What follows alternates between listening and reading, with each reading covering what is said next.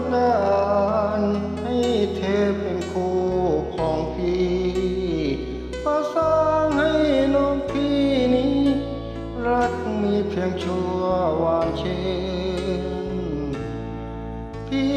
แสนรักแสนห่วงและห่วงทุกคืนขอให้รักรวยรื่นเหมือนรักที่เธอดวงใจด้วยเขาเป็นเพื่อนร่วมคำสาบานของพี่น้ำใจเขานั้นช่าง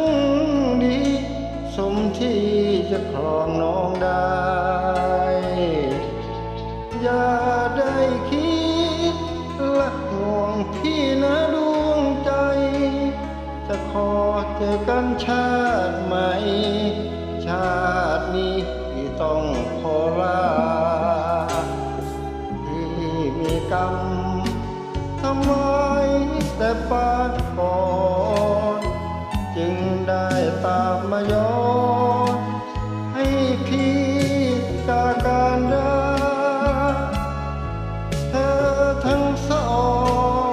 เปรียบเหมือนดังดวงดาราควรแล้วที่เกี่ยวกิ่งฟ้าอย่าโน้มลงมาจะมองไม่ให้เธอทั้งคู่ไปสู่ประตูสวรรค์น้ำสังจะล่างลงพลันด้วยมือพี่หลังลดให้ไปสู่เรือนหอที่เฝ้ารอรับดวงใจชาตินี้พี่จำจากไกลสู่แดนแห่งโลกพระธรรม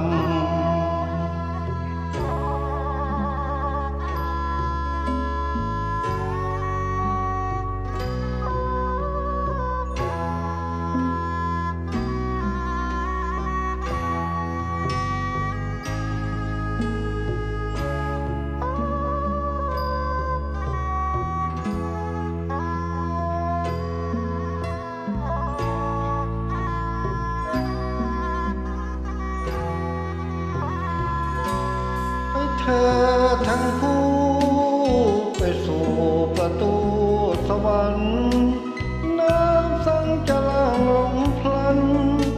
ด้วยมือพี่หลังลดให้ไปสู่เรือนหอที่เฝ้ารอรับดวงใจชาตินี้พี่จำจากไกลสู่แดนแห่งโลกพระธรรม